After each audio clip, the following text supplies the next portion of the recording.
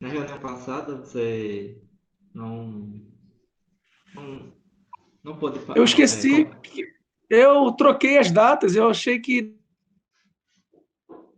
na sexta fosse fosse quinta. Aí eu achei que sexta seria no dia seguinte, quando na verdade aquele dia já era sexta. O dia que eu estava pensando que era quinta, na verdade era sexta. Não, tranquilo. Eu tô falando assim, porque aí você pode é, falar alguma coisa que você gostaria de falar sobre o capítulo anterior, para aproveitar que você não participou da reunião da semana passada. No finalzinho a bateria tinha acabado, né? Eu acho que foi nesse dia. Não, não, não. Ah, acho que acho que foi, porque eu estava com a bateria cheia, só que ao longo da reunião foi acabando a bateria. Na reunião passada, que teve a presença de Alex, Expedito e Moisés, a gente debateu um pouco, contra-argumentou, na verdade, sobre alguns argumentos apresentados aqui do capítulo um contra, como pode dizer, os argumentos que o Vicente faz contra os finalistas e também contra a ética teórica. E basicamente essas críticas se centralizaram em um ponto, eu acho, em que para essas críticas funcionarem, não é muito por conta da lógica, mas sim por conta das premissas dos positivistas lógicos. Então, uma vez que você recusasse as premissas dos positivistas lógicos, você não era obrigado a aceitar a conclusão.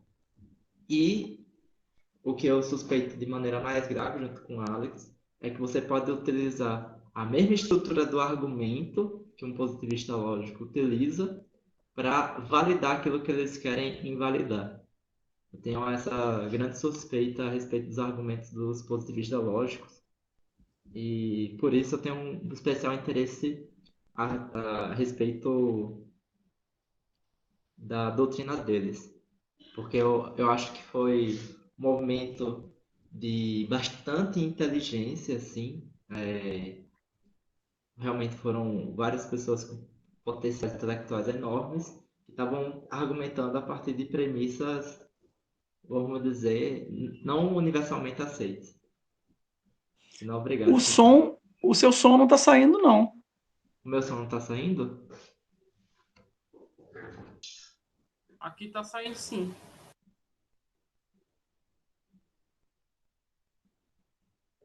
Eu acho que.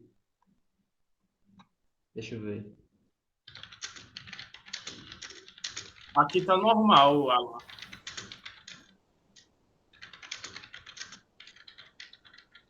Eu vou avisar para ele pelo chat, porque se ele não está me ouvindo, não adianta nada falar aqui que o problema. Mas e a mim? Ele consegue ouvir? Acho que não também, porque ele não está te respondendo.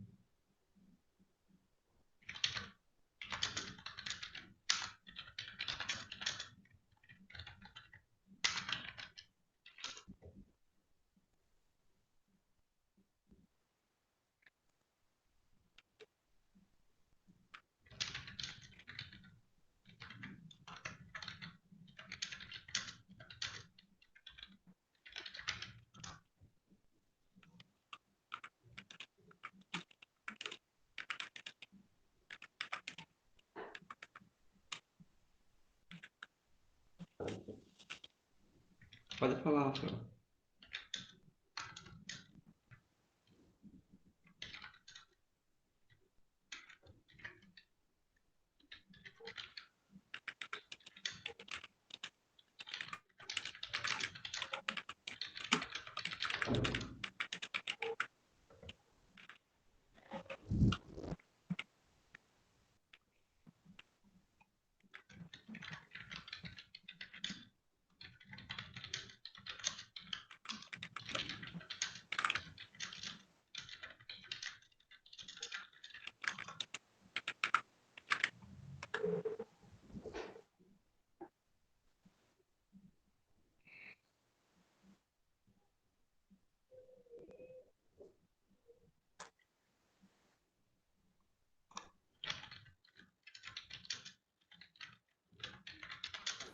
É melhor ele sair e entrar mesmo de novo.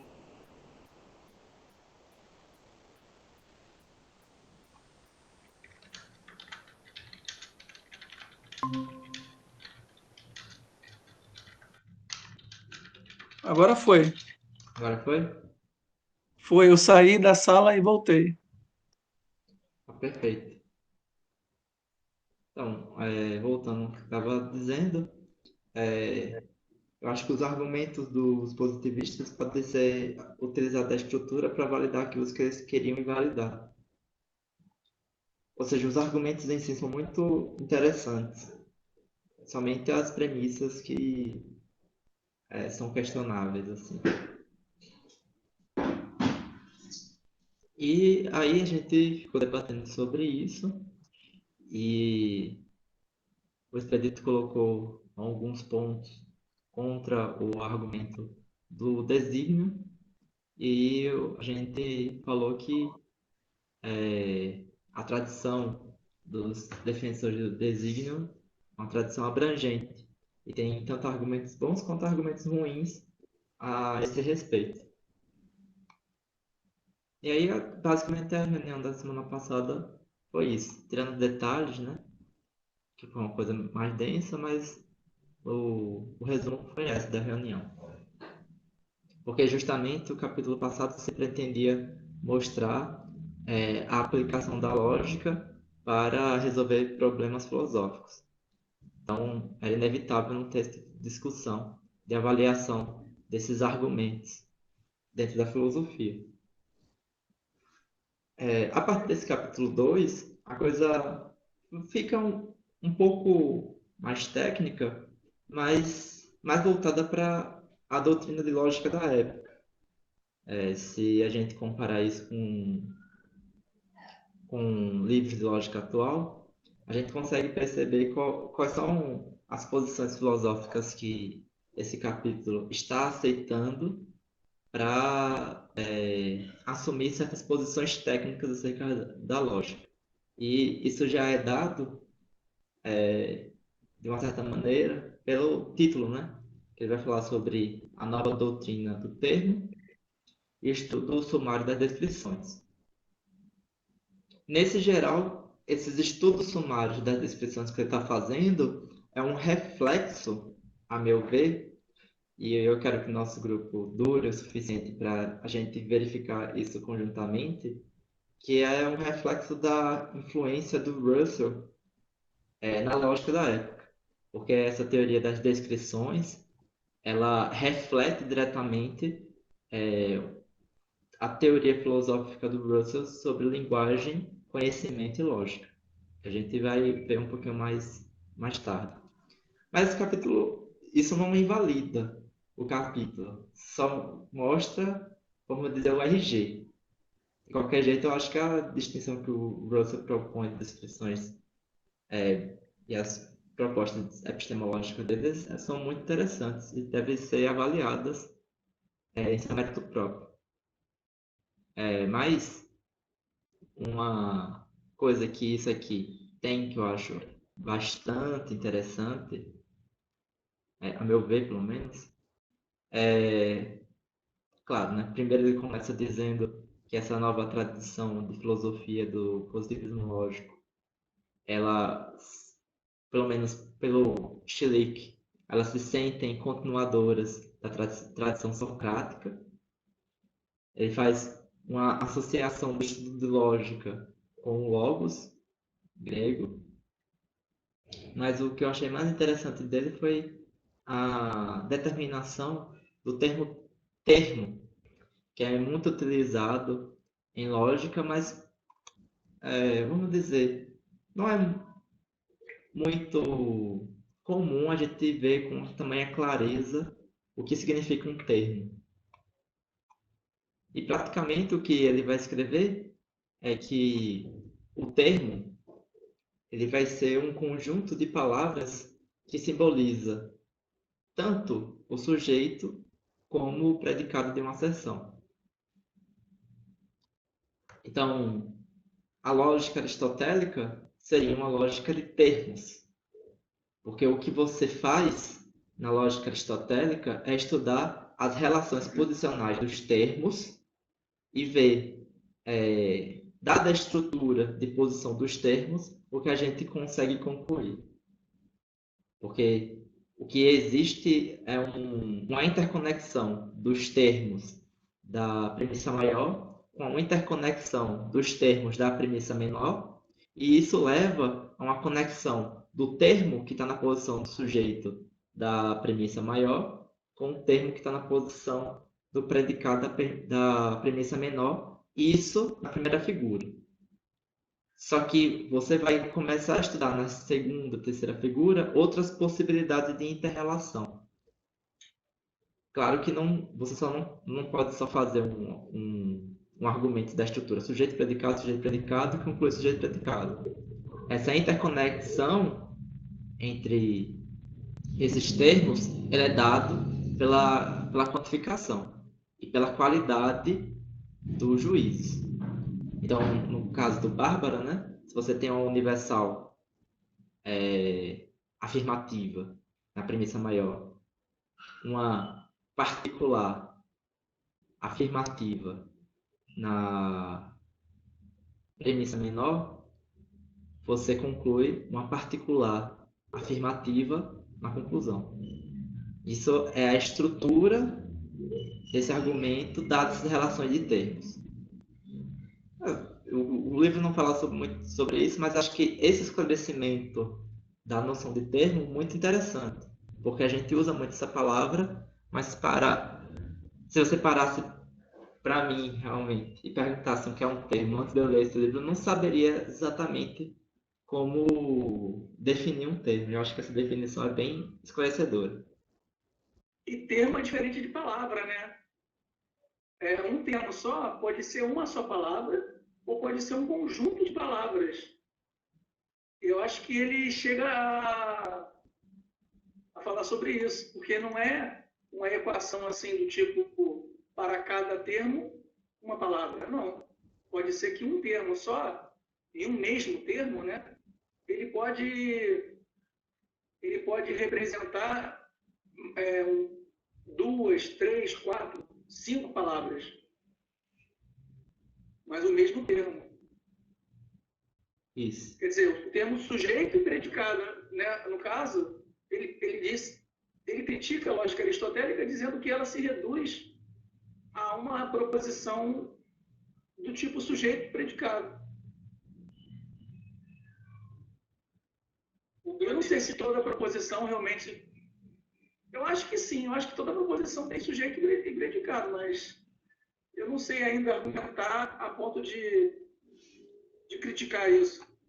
Ao meu ver, o que ele tenta mostrar aí, que o grande triunfo da lógica moderna é mostrar que pode existir mais de um sujeito numa frase, mas que a questão é que esses sujeitos são relacionais. Você tem uma frase composta de dois sujeitos relacionados, enquanto que na lógica clássica você tinha sempre um sujeito e predicado. Aí você pode ter mais de um sujeito, ele sendo abstrato ou não, ou concreto, né? A questão é que é relacional. E esse é o grande triunfo da lógica. O que ele quer mostrar é isso, fazer essa passagem. Com relação àquela função substantiva ou atributiva, né? A função, no caso, seria uma função atributiva, relacional. Um sujeito numa frase pode se tornar predicado em outra frase, a depender de como você relaciona. Entendi. Mas você pode repetir o que você falou, Espírito? Aqui acontece um problema técnico, o meu fone desligou. Eu falava que a grande argumentação dele nesse momento aí é que ele está fazendo a passagem da lógica clássica para uma lógica mais moderna, né? Que seria o seguinte: enquanto na lógica clássica você tem sujeito e predicado, na lógica moderna você pode ter dois sujeitos numa frase, mas a questão é que eles estão sendo relacionados. E aí, essa lógica moderna é uma lógica relacional. E o que pode ser sujeito numa frase pode virar predicado em outra frase, a depender de como você permute, né, essa relação. Você ouviu, Alan? Não ouvi. Só tô tentando resolver aqui o problema do fone, para não ficar gravando a televisão, porque eu uso o microfone externo. Mas é exatamente isso que você falou, sem colocar nem pôr. Agora, talvez eu possa contribuir um pouco acerca desse respeito, é que isso que o Rafael Monteiro falou é, de uma certa maneira, procedente. Tipo, gramaticalmente falando, realmente, vamos dizer assim, toda proposição tem sujeito e predicado. Mas qual vai ser a grande diferença, vamos dizer assim, desse movimento que está acontecendo nessa época para uma doutrina anterior? É fazer uma certa ruptura entre a noção de sujeito gramatical e sujeito lógico. Tipo, a primeira tentativa com Frege é dispensar como posso dizer, essa nomenclatura de sujeito e predicado e trabalhar com uma nomenclatura inspirada em matemática de função e argumento. Essa é a tentativa de contribuição do Frege, que eu acho muito interessante por N motivos.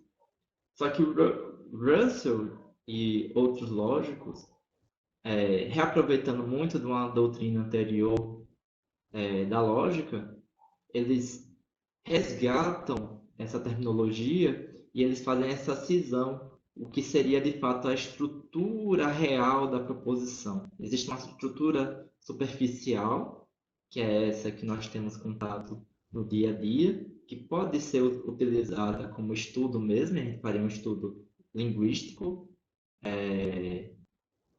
percebendo as regras de construções dessas frases. Só que se a gente pegasse essas frases e analisassem elas como realmente uma linguagem descritiva da realidade, e a gente assumisse os mesmos padrões de explicação da gramática, o que a gente iria ser forçado é uma multiplicação de existência de entes que o Russell, em um primeiro momento, vai admitir, mas por conta de uma leitura do Frege e uma influência empirista, vai começar a recusar depois com a teoria das descrições. E esse exemplo vai ser dado nesse texto, que é o exemplo do quadrado redondo. O exemplo do quadrado redondo é exatamente esse exemplo paradigmático de que, se você aceitar a superfície gramatical das estruturas que a gente utiliza na linguagem vulgar, na linguagem natural, nós somos obrigados a inferir a existência de uma entidade que no próprio enunciado está dizendo que não existe. E isso é meio paradoxal.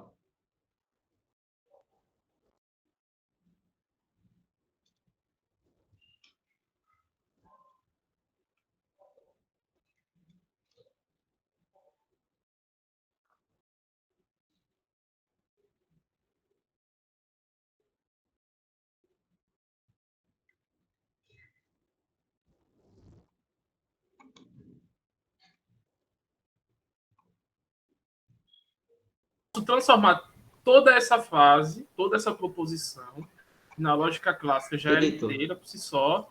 Felipe, Foi repita do início, por favor. Do início. certo. A lógica moderna, ela amplia, ela amplia a dimensão da lógica clássica no seguinte sentido. Por exemplo, eu posso pegar a frase: a casa é bonita. Na lógica clássica, a casa é bonita, essa proposição por si só já é completa, a casa é bonita. Na lógica moderna, eu posso ampliar, eu posso usar isso tudo, essa proposição toda, e relacionar a outra coisa, e dizer, por exemplo, João mora na casa bonita. Veja, a casa é bonita é uma proposição inteira. Eu posso pegar essa proposição inteira e relacionar a outro sujeito. Então, eu amplio. Eu pego o que era uma proposição, relaciono com outra coisa e amplio a dimensão lógica disso.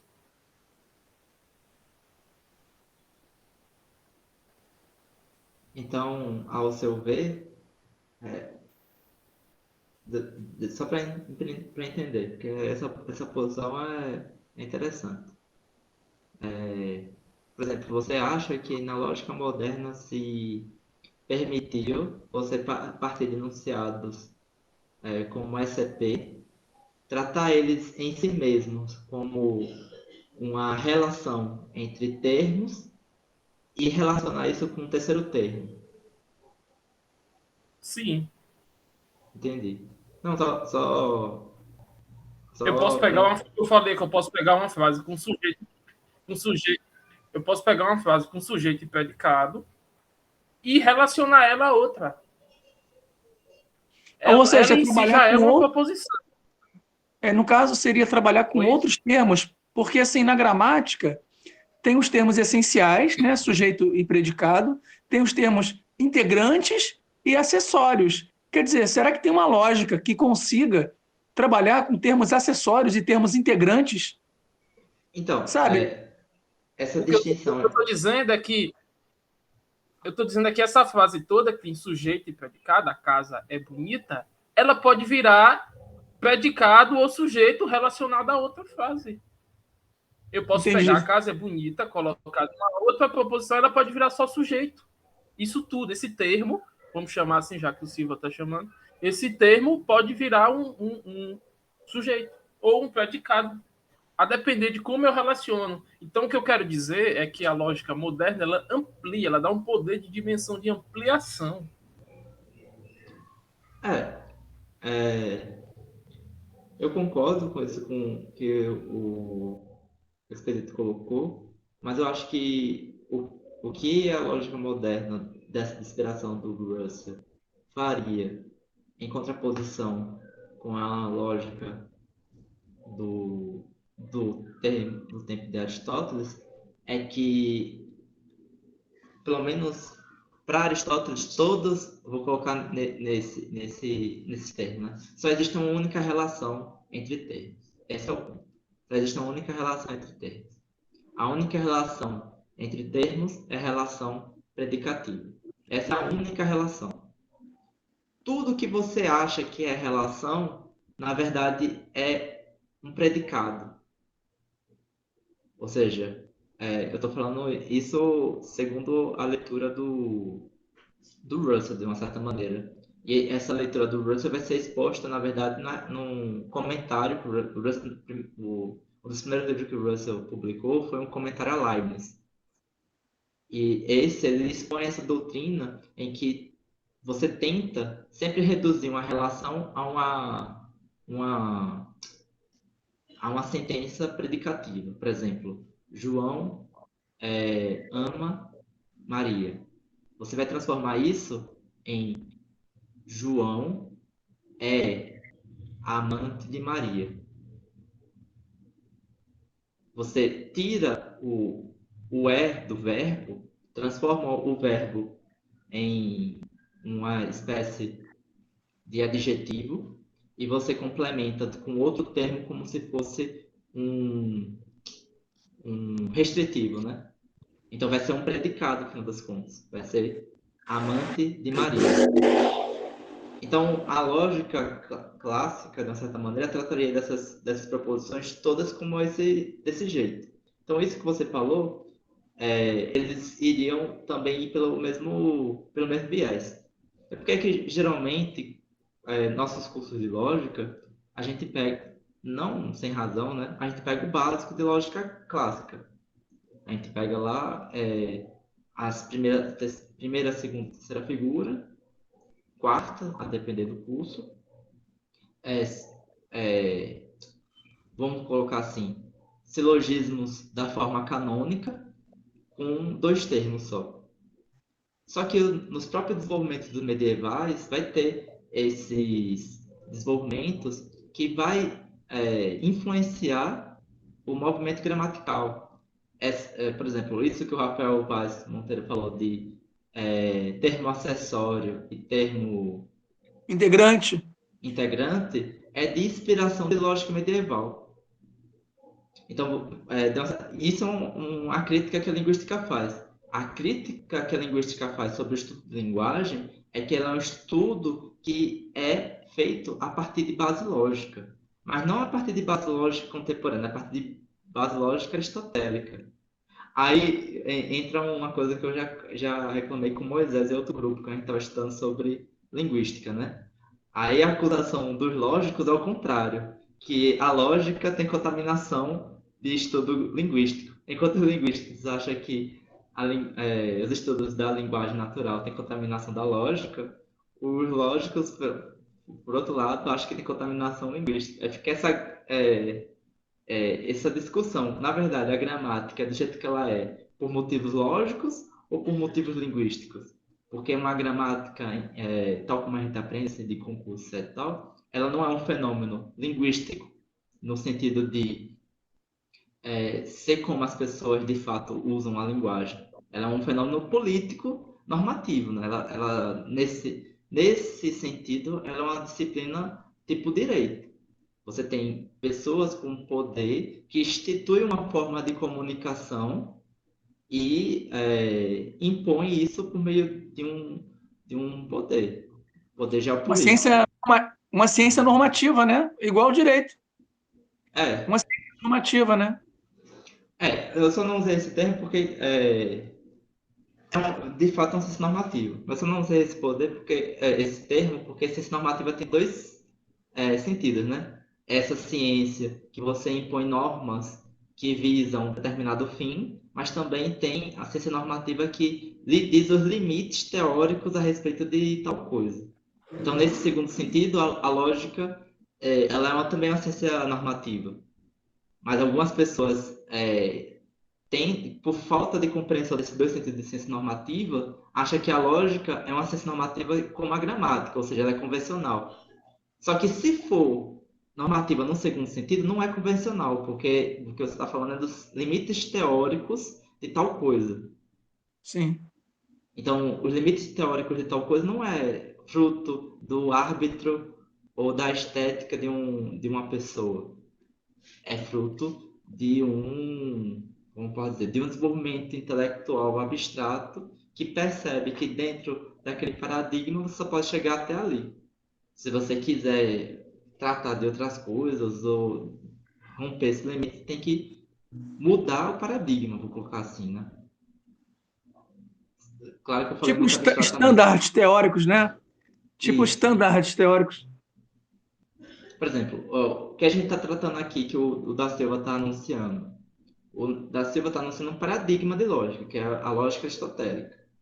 E aí o Espírito falou sobre coisas que a lógica contemporânea trata, que a lógica de Aristóteles não tratava. É o que eu estou falando assim. Não, no, no cânone do Aristóteles, você consegue, dentro desse cânone da base que ele estabeleceu, desenvolver até um ponto em que você trataria de mais termos compostos, assim, que motivaria essa distinção gramatical de termo integrante e termo acessório. É motivação. Porque eles tratavam, por exemplo, de sujeito que o predicado era composto de dois ou mais termos. Eles eram capazes de fazer isso.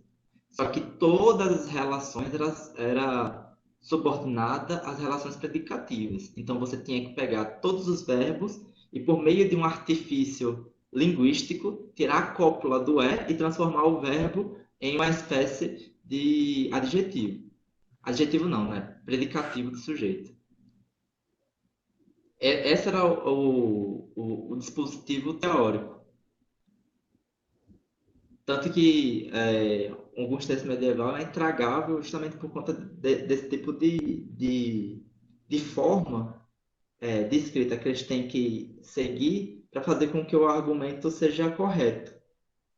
Porque se você escrever em linguagem vulgar, você talvez perca esse tipo de raciocínio. E aí, claro que a gente está indo para muito além, mas parece que alguns filósofos da modernidade primeiro escreviam os argumentos em forma silogística e depois, a partir de um estudo estilístico que eles adquiriam por conta que eles eram letrados, eles convertiam esses argumentos a formas de discurso corrente. Mas antes, eles faziam em forma sujeito-predicado. Aí depois que eles iam publicar, por uma questão estética mesmo, para ser um texto agradável para o leitor, e tem também a parte retórica, né? Eles passavam isso para um discurso mais livre, um discurso tal como conhecemos. Mas na antemão, isso é estabelecido você pegando os manuscritos deles. Eles faziam os argumentos silogísticos. Então, Aquela gramática e a lógica de Port Royal vai por essa linha, né? Parece que o encadeamento das ideias é de tal forma que parece que eles se debruçaram sobre aquilo, fizeram ali uns cálculos, fizeram uns silogismos, até aplicaram algum tipo de teste, talvez, e aí depois eles vão e, de acordo com seu estilo próprio, aí sim eles escrevem em linguagem corrente. Mas a sensação que dá pela maneira como esses autores colocam suas ideias no papel, a sensação que dá é essa, que eles não escrevem assim de qualquer jeito. Eles primeiro, sabe, como se primeiro realmente fizessem um, um estudo silogístico, uma tradução, talvez um teste, e aí depois sim, o cara vai e escreve. ah, mas isso é vamos dizer, vou dizer assim, essa é a elaboração do pensamento escrito, né?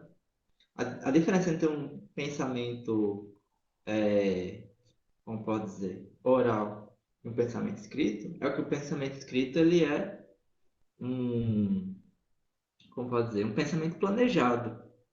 Aqui, nesse diálogo que a gente está falando, de uma certa maneira, pode sair diversas teses complexas, etc. e tal, mas uma vez que ela sai, a gente tem pouca oportunidade de revisá-las e alterá-las a ponto que elas tenham um acabamento bem direto, a ponto de cada palavra ser cirúrgica. Mas na escrita isso é possível. E, de uma certa maneira, isso é o que embasa a opinião, por exemplo, de Leibniz e mais posteriormente de Frege, que na verdade a linguagem escrita é uma ferramenta de pensamento. Então, na verdade, você escreve, você lê o que você escreveu e você começa a, de uma certa maneira, lapidar aquilo que você escreveu para ter uma maior força expressiva e uma maior força lógica no sentido de daquilo ali você tirar é, várias consequências consistentes e de impacto dentro da sua teoria. Então, pensar muito a respeito do que escreve é uma tarefa intelectual mesmo, que eu acho que está desde o princípio lá, se a gente pensar um pouco em Platão, quando a gente pega os textos deles, realmente é um texto que tem uma estrutura narrativa barra lógica bem interessante. Não que ele fizesse argumentos silogísticos antes, até porque isso seria anacronismo, porque foi o Aristóteles que, que propôs isso, né? Não que antes não tinha argumentos lógicos, mas antes não existia um, tipo um manual técnico de se fazer isso como se fosse uma espécie de jogo, né? Vou colocar assim, com regras bem definidas, que você pode fazer abstratamente, independente do conteúdo. A lógica era entranhada com o discurso convincente e persuasivo, né?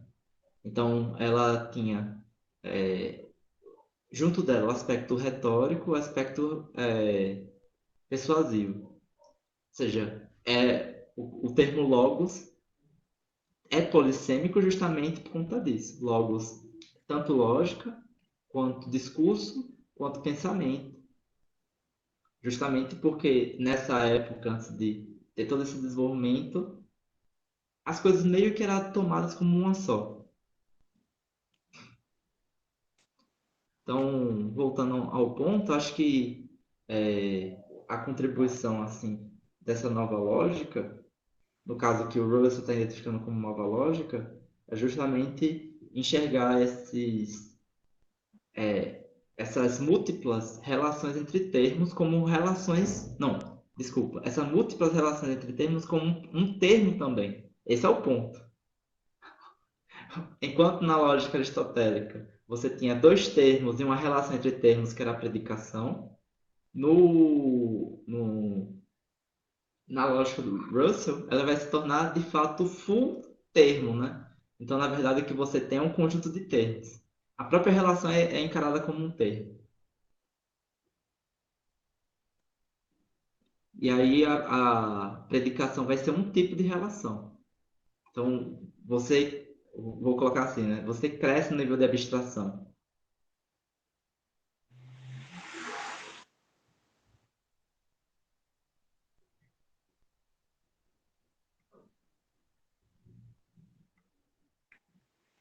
Mas isso não é para dizer que esse Pedro está errado, não. Muito pelo contrário, está completamente certo. A lógica moderna vai tratar desses enunciados também. Mas o que eu quiser incrementar é que é mais uma substituição de um cânone, né? Ou como se a gente ia falar, de um paradigma. Não que foi revolucionário, coisa do tipo. Se a gente estudar a história bem direitinho, a gente sabe que tem antecedentes e motivos históricos bem plausíveis para essa substituição. Mas que a lógica anterior ao, à lógica moderna tentava reduzir todas as relações a predicados, isso é uma coisa que você verifica em uma quantidade relativamente grande de autores. Apesar de ter comentadores que afirmam que, por exemplo, Leibniz não tentava reduzir as relações à predicação. Tem comentador que tenta argumentar nesse ponto. Mas também o Leibniz nunca enfatizou a importância das relações na lógica. Isso realmente foi o papel que o Russell adotou. Então, isso é bom puxar. A lógica do Russell é totalmente assentada na relação como algo básico na lógica. Isso é bastante interessante. Isso é interessante porque, para nós, a relação ela vai ser algo derivado como pode dizer, de um tratamento de conjunto. Então, o que vai ser uma relação no final das contas? Uma relação vai ser um tipo especial de conjunto de pares ordenados.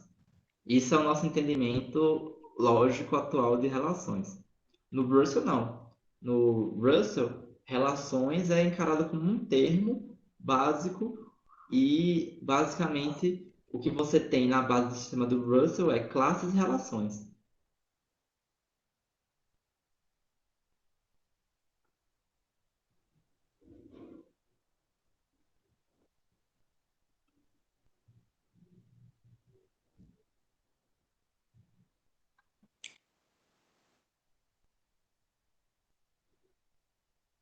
Não sei se estão muito calados, eu falei demais. A parte que ele fala assim sobre. Ele dá um exemplo que é assim a frase: o homem do período primário ele não existe. Aí ele fala que essa é uma proposição não objetual, porque não se refere a objetos reais. É, eu achei interessante porque isso remete ao critério da verificabilidade, né? Porque é um critério que foi adotado pelo positivismo lógico, não é isso? Isso. Mas para defender isso, ele toma mais ele toma mais a filosofia do Russell do que propriamente a filosofia do positivismo lógico. Porque qual é a questão aí quando ele fala sobre esse? Por isso que a descrição, a teoria das descrições está no título do livro. É que o Russell, e por isso que eu falei que o Russell vai ter uma importância básica, bem importante nesse capítulo. O Russell vai fazer uma distinção entre conhecimento que se traduziu conhecimento por contato, também pode ser traduzido por conhecimento por apresentação e conhecimento por descrição. Ele faz essa distinção. Essa distinção é posterior ao o artigo que ele vai defender essas posições das descrições, mas se anexa perfeitamente, porque se reutiliza da análise das descrições que ele faz, que é lá de 1904, se não me engano, que também está anexado aqui. Isso para o nosso estudo do Wittgenstein é importante, porque você pode ler, veja, quando eu falo você pode ler, é que é uma leitura do Tractatus, você fazer uma correspondência entre dizer e descrição, e mostrar e apresentação. Então, você lê a distinção do Russell entre conhecimento por apresentação e conhecimento por descrição, pode te dar uma chave de leitura para você interpretar a distinção de Wittgenstein entre mostrar e dizer. Porque se você usar essa chave de leitura, basicamente seria o Wittgenstein dizendo o que você pode conhecer por meio de descrição e aquilo que você só pode conhecer apresentando o objeto na sua frente. E basicamente a distinção é essa: aquilo que você tem contato direto pelos seus sentidos seria o conhecimento por apresentação. Então, eu tenho o conhecimento dessa xícara por apresentação. Mesma coisa. Esse monitor, mesma coisa, esse celular, e até mesmo vocês, quando vocês falam comigo ou me mostram uma foto, tem um determinado conhecimento de vocês por apresentação. Não que eu conheço vocês tal como vocês são, mas para mim, quando alguém utiliza um termo, esse termo vai ser associado para mim a um conjunto de dados sensórios que eu tenho acesso. Isso seria um conhecimento para apresentação. Como pode dizer, é uma Só que doutrina bem robusta. Oi, desculpa, Espírito. tem uma turma aí que não aceita conceitos que são por descrição e conceitos que são metafísicos, por exemplo. Tipo, você não pode mostrar para a pessoa. Por exemplo, o tempo. Né? Quando você vai falar do tempo, tem pessoas que acreditam que o tempo não existe. Primeiro, porque ela não pode ver o tempo, né? E ela acha que o tempo é um conceito humano. É um conceito humano. Tipo, ele não existe porque foi o humano que criou, que conceituou. Então, na verdade, ele não existe, ele é um conceito. Então, algumas coisas que você apresentar para esse tipo de pensador, vou chamar assim, algumas coisas que você apresentar para ele como descrição, alguns conhecimentos que são descritivos, ele não vai aceitar que isso exista porque ele vai dizer que é uma definição humana. Na verdade, isso não existe, é um conceito humano. Por exemplo, a morte não existe, é um conceito humano. O tempo não existe, é um conceito humano. Isso aí seria, eu acho, né, decorrente de algum materialismo barra fisicalismo extremo. Exatamente. Mas no caso do Russell, não, nem tanto. No caso do Russell, eu acho Então, que para esse tipo de pensamento, esse tipo de conhecimento que o Russell está falando, não é um conhecimento, não é algo que exista. Entendeu? o que? Os conhecimentos por descrição? Isso. Não se pode conhecer por descrição esse tipo de coisa, esse tipo de pensamento. Entendeu onde eu quero chegar? Então, isso aí que você está colocando é um ponto interessante, porque pela apresentação da Silva, o que vai ser, na verdade, esse conhecimento por descrição? Não é que, de fato, você vai tomar uma imagem na cabeça a partir de descrições de tal coisa. É que, na verdade, existe uma convergência, isso é uma coisa interessante, uma convergência de descrições, e essa convergência de descrições te faz pressupor a existência daquele ente. É diferente mesmo. O nível de diferença entre um conhecimento por apresentação e um conhecimento por descrição é de grau. Enquanto você tem realmente uma referência nos dados dos seus sentidos, no outro que você existe uma convergência de predicados a um suposto ente. Mas que, de Entende? fato, esse ente pode nunca aparecer no seu campo acessório. E aí, isso vai muito além de conhecimento metafísico, coisa do tipo. Não. Por exemplo, qualquer entidade histórica que já não reside no mesmo tempo do que a gente só conhece por descrição. E aí, essas pessoas que negam esses entes metafísicos, como tempo, morte, liberdade, amor, etc. e tal, eles, por não ter recursos linguísticos para representar o que eles estão negando, eles acabam usando o termo que eles dizem que não existe. Não, mas isso é plausível. Não, isso é plausível. Porque o que eu estou tentando fazer essa distinção é porque para o Russell é possível isso, porque na verdade está tomando como base o empirismo britânico. Que o empirismo britânico, para combater de uma certa maneira uma metafísica, vou colocar assim um termo que a gente não sabe muito bem o que significa, mas vamos supor que a gente saiba. Para combater uma metafísica, tenta se refugiar somente nos sentidos. Só que o Russell, muito sabiamente, vai perceber que isso é insuficiente, porque a gente não pode simplesmente dizer que a gente conhece algo por meio dos sentidos, senão a gente só conhece aquilo que a gente está vivendo no presente. E isso, de uma certa maneira, iria ruir todas as ciências tal como a gente conhece. Então, qual é o ponto? Para sustentar esse empirismo, não estou falando que o Russell é empirista, pelo amor de Deus. Estou dizendo que isso é de motivação empirista, sim.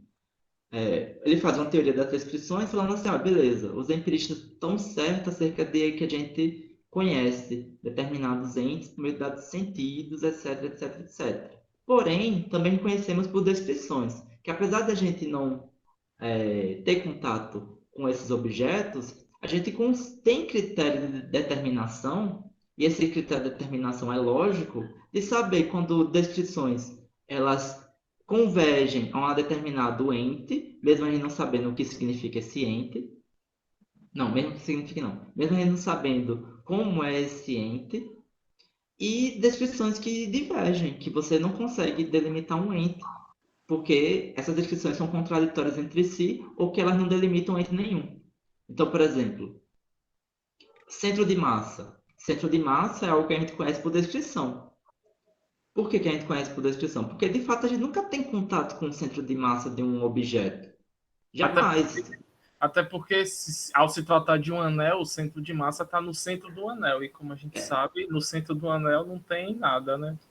exato. Mas seria um conhecimento por descrição. Porque a gente sabe que, uma vez definido o centro de massa, a gente tem uma série de descrições que elas convergem de fato entre si, e além disso, quando elas são utilizadas em enunciados que representam frases que a gente tem contato com um objeto sensível, elas coincidem com os nossos dados dos sentidos. O Russell ia argumentar sobre isso. Essa posição que você está falando já é do outro pressuposto.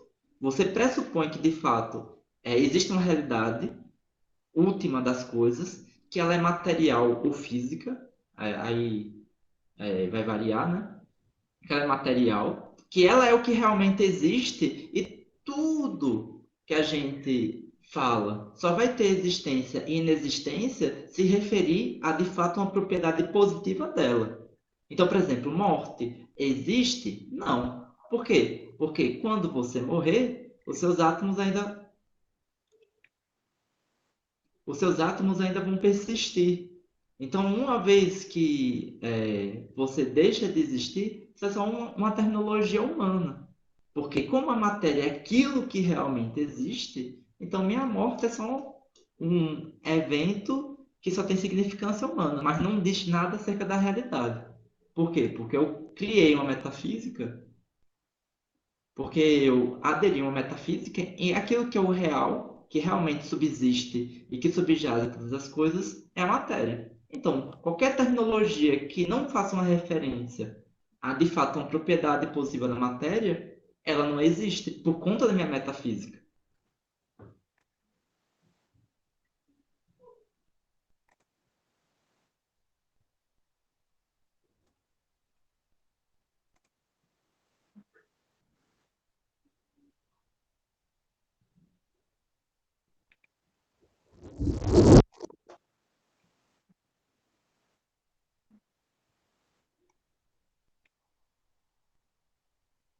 Então, geralmente, essas posições que essas pessoas assumem, vamos dizer assim, tem um pressuposto metafísico, um pressuposto filosófico que tem que ser explicitado para entender exatamente o que elas estão dizendo. Sim, claro que a gente pode falar delas como fossem posições gerais, né? Mas, concretamente, cada ser humano, vamos dizer assim, filosófico, teria um motivo diferente para aderir às mesmas posições. Nesse caso do pressuposto que estou tomando, é que uma pessoa que assuma que a única coisa que existe na matéria pode aderir à não existência do tempo, a que a morte é só uma palavra, mas isso é uma consequência da base metafísica que ela está propondo.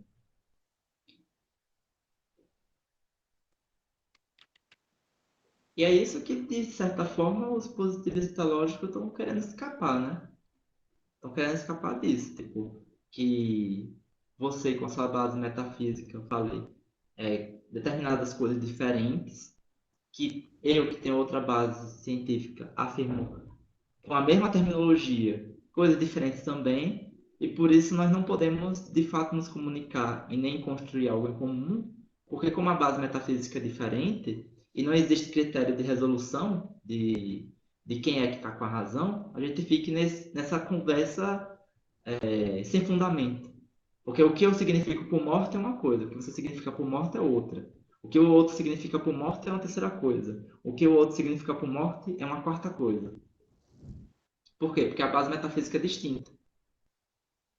Então, por exemplo, se eu parto do real, se eu parto do fundamento metafísico, que o que existe é, de fato, a existência humana, fica inviável um debate com um materialista. Porque eu parto de uma base que o que existe é o humano. Todas as coisas existem pelo humano. Então já não conversa mais com o materialista, que tem como critério de existência baseado na matéria. O Então você materialista tem. seria mais ou menos o seguinte: por algum motivo o humano não existe mais, mas, por exemplo, coisas como o tempo, gravidade, etc. e tal, vão continuar existindo porque a matéria existe. Então, aí depende, né?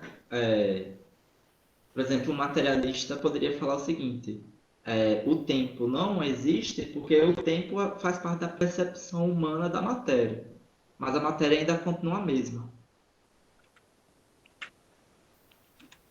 Então, sem um humano percebendo, talvez o tempo não existiria. Mas eu não estou falando que todo materialista defenderia isso, não. Vai ter, claro, diferentes posições. Eu só estou dizendo que essas questões, por exemplo, que tempo não existe, ou que não existe morte, elas podem ser defendidas com significações diferentes a depender do metafísico que você está perguntando. É isso que eu estou querendo dizer. Estou querendo dizer que se você é materialista, você vai ser forçado a não acreditar no tempo. Não, estou dizendo que tipo, pessoas podem ter essa opinião que não existe tempo por conta da sua base metafísica. E aí, quando você conversar com ela, você vai entender exatamente por que ela está defendendo aquilo e porque, de uma certa maneira, tudo está igual, exceto somente que ela usa a acepção de existência no sentido técnico particular da metafísica dela. Então, a física ainda é possível, a matemática ainda é possível, a ciência ainda é possível, a gente pode fazer as coisas normalmente, mas como como ela tem aquela base metafísica, existência em sentido técnico significa aquilo. Então, ela pode afirmar que não existe tempo. Porque, às vezes, o que acontece é que a gente toma a filosofia como se ela fosse, como posso dizer, posições estanques e com terminologia sólida, em que todo mundo compartilha a mesma recepção do termo. Só que isso é falso, na verdade. Isso é falso até mesmo nos filósofos analíticos. Eles tentam regular o uso terminológico, mas não conseguem.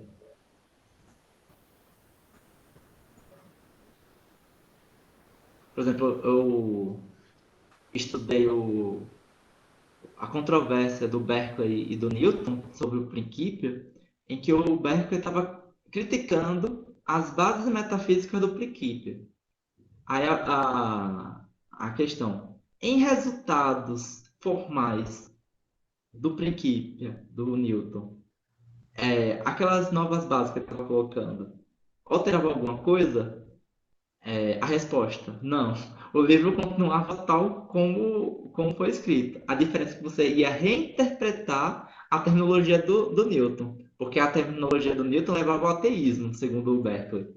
Então, olha, toda vez que Newton falar de força, interprete tal como eu estou dizendo aqui. Quando ele falar de massa, interprete tal como eu estou dizendo aqui.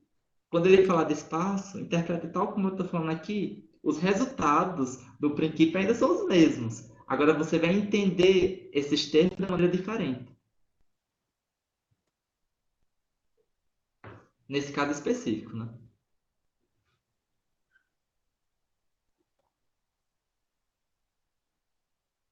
Eu até escrevi um texto, um trabalho de disciplina sobre isso. Se quiser, eu te mando depois. Bem engraçado. Mas, enfim, por que pareça, o capítulo é grande, mas não tem muita coisa. O que é fundamental no capítulo é que ele trata do termo, faz a definição do termo, fala da contribuição da lógica, introduzindo as relações, que é um novo tipo de termo, que é um termo que, vou colocar assim, né? É um termo que tem como os outros termos como argumento, vou colocar nessa terminologia, porque ele introduz, pelo que eu entendi, ele introduz relações como um termo também. Então, amar também é um termo. Um terceiro termo que relaciona dois termos, João e Maria. Se apoia na distinção russeliana de conhecimento por apresentação e conhecimento por descrição para introduzir as descrições. E aí, talvez não tenha se aprofundado muito nas descrições, mas as descrições basicamente seria essa tentativa aqui de você pegar uma frase, que é o caso que o Rafael Vaz Monteiro puxou, e identificar que, na verdade, aquele sujeito gramatical que a gente está lidando como se fosse o nome de um objeto, na verdade não é um nome, é uma descrição. Por quê? Porque a gente nunca teve conhecimento direto daquela entidade para nomear. Nomear é uma relação que só se dá, se é que se dá, vamos dizer assim, para objetos que nós somos apresentados. O Russell até brinca falando que talvez não exista na linguagem vulgar um nome de fato. Todas as palavras são descrições. Porque o ato de nomear é você pegar de fato uma palavra e associar de maneira direta com um determinado dado sensório. Isso seria nomear. De resto, o que você tem é descrições. Tranquilo, por isso que eu estou É fazendo porque tudo é mediado, né? isso, tudo é mediado. Tranquilo, eu só estou fazendo um resumo. Porque que de fato o livro está falando pouca coisa. Mas é isso, tudo é No mediado. caso de você não ter prejuízo nenhum. Não, tranquilo. E é isso, aí no final ele vai tratar um pouco sobre as descrições, pegando exatamente essa característica que eu falei para você, que na verdade isso que a gente conhece por nome, na verdade não é um nome de um objeto, mas sim uma descrição que você pode, junto com outras, ver a convergência delas e a consistência entre elas, e com isso supor o objeto. Semântica, não é? Oi?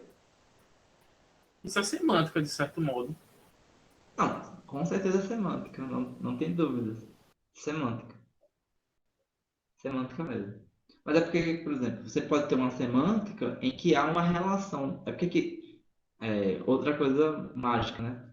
Eu relendo o New e New, ele deu uma definição de semântica que é muito boa. Que também semântica seria um dos termos, se você me perguntasse. Semana passada eu não saberia definir exatamente. Mas semântica é justamente o estudo da relação dos sinais com as coisas. Coisa não entenda como coisa no sentido metafísico, mas sim é, objetos na qual a linguagem está se tratando. Então, as coisas podem não ser exatamente objetos reais, pode ser dados sensórios, pode ser outras palavras, etc. Enquanto sintática só é a relação entre os sinais. Então, a semântica é uma relação entre palavra e coisa, e a sintática é a relação entre os sinais. Então, como ele está fazendo, de fato, explicitando qual é a relação que existe entre as palavras e as coisas, né? Que no caso aí são os dados sentidos, então é a semântica, né? Nessa excepção do New New.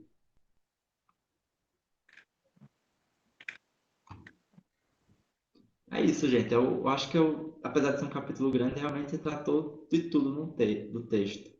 E aí no próximo semana a gente vai tratar sobre a teoria das proposições atômicas. Capítulo 3, não é isso? É. Capítulo 3. Não sei, Beleza. gente. Parece que é muito deslocado do projeto de ler o tratado, mas vocês vão ver quando a gente voltar o tratado e começar a ler o Russell, o Frege, que isso aqui é uma ótima introdução às problemáticas e às doutrinas defendidas pelos autores que motivaram a escrita do tratado. E aí vamos começar a ter uma leitura que vai ser mais ou menos iluminadora do Tractatus, ao meu ver, né? Por exemplo, eu acho muito útil a leitura do Tractatus por meio da divisão de conhecimento por apresentação e conhecimento por descrição. Não estou falando que é a única leitura possível, nem é que é a leitura mais objetiva do que o Wittgenstein quis dizer, se é que isso é possível. Mas sim, uma leitura interessante que tem certas consequências bastante úteis de compreensão a respeito de debates posteriores. Então é isso, gente. Obrigado por Beleza. atenção. E até a próxima semana. Valeu. Agora é sexta-feira, Sexta-feira.